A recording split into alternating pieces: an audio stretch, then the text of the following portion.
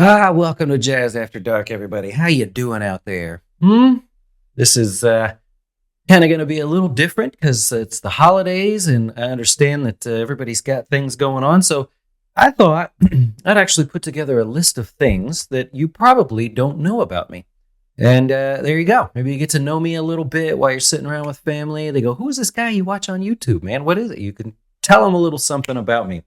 So I'll start with this. The camera, if you see me in person, the camera messes with my head. I actually have a really small head. I was born that way. So don't make fun of me if you see me. I'll find it here. We'll just use like a normal bottle of whiskey here. And see how the head is small? I'm just kidding. Actually, the office got me this as a gift for me for Christmas. It is the biggest bottle I've ever seen. Remember, we rated this the other day. And I said I really liked it. And so they got me the biggest bottle they could find as a thanks for being the world's greatest boss. Huh? Speaking of gifts, something you may not know about me, my favorite gift, I'm actually going to pour some of that. My favorite gift to get is a new pair of socks. You know what I mean? 41-year-old man, maybe almost, am I 42? Maybe. And I love a new pair of socks. You know that feeling? You just glide across the floor and stuff? Which leads me to another thing about me. I secretly wait for everyone to go to bed at home so I can practice my slick back. Right? Kids, you know what that is? I'm still working on it. I'm getting better, but one day I'm going to break that out. It'll be long over. The fad will be long over, but that's it. More on the funny side. I tell my wife that something with the detergent makes my hands hurt when the clothes come out of the dryer, so that I don't have to fold the laundry. I just tell her I don't know what it is. It hurts, and so I don't have to fold the laundry. Don't show her this. Anyways, one thing serious about me. Is it here? So it's not this one. I have the updated one, but I actually read the Far Aim every night. I'm on right now, I'm towards the end. I'm on chapter 7, which is meteorology, but it's towards the back. It's in the AIM. So if you're a pilot, I'm actually reading the whole thing. I've been through everything that I can. I don't necessarily know where everything's at, but I like to read it. It's a huge book, and I love aviation. So every night I read a little bit of it, a very little bit of it. And it's been probably a year that I've been reading this book. That's how big it is. What else? If you ever look up my house to see where I live, first of all, there's a couple gated parts of the neighborhood or whatever. Just come on by. They'll let anybody through. These people don't check anything. You could tell them anything you want, and they'll just let you through the gate. But if you ever look up my house, you're going to think, "Oh, that guy's rich." Well, we got lucky down here because I bought the house before all the New Yorkers started moving down here. We're happy to have them. My whole block is filled with New Yorkers. But my house value has gone up like 140 something percent since I bought it. So if anybody's ever like sneaky out there and you go, "Let's go see where he lives," it's just worth that much now. Probably going to sell it actually and take the cash, and then you can say, "Oh wow, he made some money." I am a cigar connoisseur. I'm not a guy that just likes cigars. I know everything about them, the brands. I know brands that are made at different places. And they're just a label stuck on them. I know I could smell one and tell you that is a Mexican San Andreas wrapper. I just find them fascinating to be such a natural thing, yet people get so worked up over them. I track them. I write down different flavors. I love all of it. I have pairing stuff there. I have a secret humidor room in my house that I was actually able to build, and it was super cool. I'll maybe put a picture there if I can get one to you. But I just think it's just so interesting. I'm part Spanish, so maybe that's part of it. I don't know. I wrote here.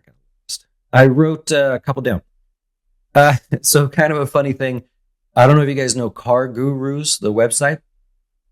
So they came out in 2005 or 6, somewhere in there.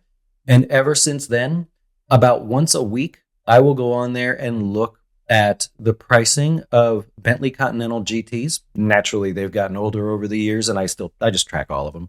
That is my absolute dream car. And now that they're getting a little bit older, I could get an older one, I guess. But I just find, to me, cars don't really impress me too much, except for that one. Like, and I like some others too, but not to the point where I essentially stalk them online a lot.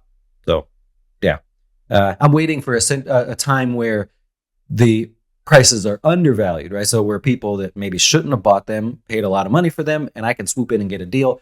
That time has not come in all of this time. I'm a bit picky, but I'll find one. Oh, here's one. It's kind of a lesson too. Um, you can test people with a handshake. I found this out real early in life, and I don't mean like shake their hand and like ooh squeeze it and see how hard they squeeze. Here's a trick. If you're ever talking with somebody and you're not quite sure, like you don't really know them or anything, let a moment come up where you say, "Oh, I'll bet you this," or it definitely works that way, or "I swear I went to this thing," or something where you're trying to prove that you are telling the truth, right? And whenever, let's say it's a bet, right? I say, "Oh no, I bet you that you make a left up there instead of a right." And if they say, "I don't know," you go, "Put your hand out." And when you do that to somebody, I found that if you put your hand out, if they're even kind of not sure, imagine if they take a second, like, and they go, that tells you that they value a handshake, right? They could be wrong on whatever it is. You could be wrong. But if you put your hand out to shake somebody's hand, not as a greeting, and you say, "I will do it," and they wait to shake your hand, that tells you a lot about somebody. It means they value that handshake, which sadly, not so impressive these days. So if I ever do that to you, if we meet or something, then in my head, I'm thinking like, good person, right? If you just reach out and say, whatever, and you shake my hand, then I'm usually going to have some concerns about the value of a handshake for you. I might have told this one before, but right over here, just outside of you and on that wall, I have a full-on candy machine, like a genuine, it's hard metal, like the ones you would see at a store. And my wife got it for me. And she got it for me to limit how much candy I can get out of it. So it's all locked up and you have to put quarters into it.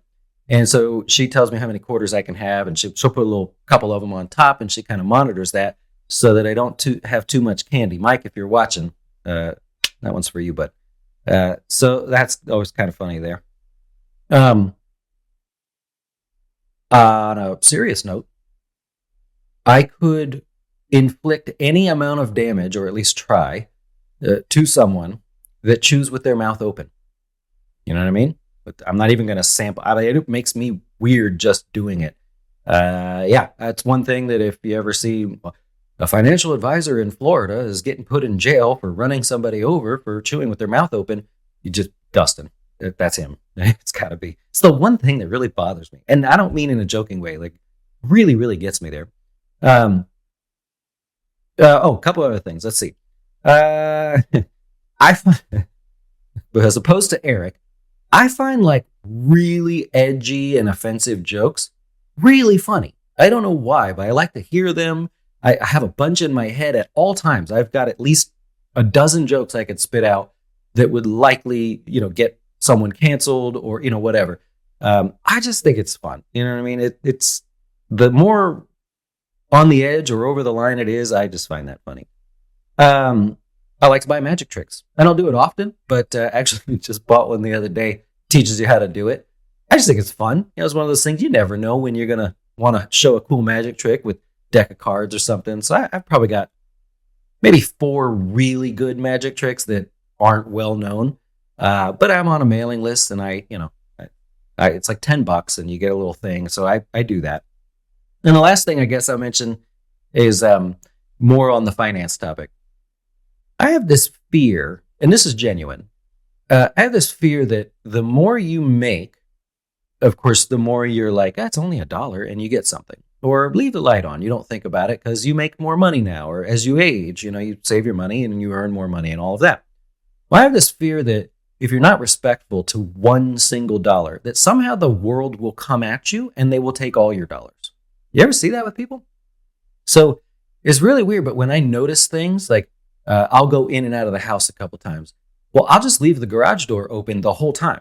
Again, it's a safe neighborhood. Supposedly, they'll let anybody through. If you ever drive by my house, see the garage door open, I do that because I know I'm going to go out in and out a couple times. And why should I press the button and have it use the energy to go up and down? It sounds really weird, and it is, but I just have this weird fear that the second you start disrespecting $1, somehow the world figures it out and they say, well, then take his dollars. He doesn't need them. He doesn't know how to respect them. So even the silliest things, like I mentioned, the car, like I don't really care. I want to get a nice car at some point, but I don't really care. Like, my car is a mess. I treat it like crap. It's a cheap car. And then I have my truck. Well, the truck is old. It can handle it. They built them different then. So that might be one to think about. The less respect you have for $1, just watch other people do that and notice how, like, through the ups and downs in the economy, they're beaten up more so than others. Anyways, that's it. I thought that'd be fun to kind of share some things about me there. Yeah, that's all I got. What do you think? Anything make you want to go, oh God, this guy? I don't know. You let me know. But other than that, I thank you guys for watching. I hope you have a great, happy holidays, whatever you celebrate. I'm a Christmas guy, so I wish you guys Merry Christmas out there that do celebrate. And of course, a Happy New Year, everybody that's planning to stay up late for that. And just thought this would be entertaining, something a little bit different. Enjoy.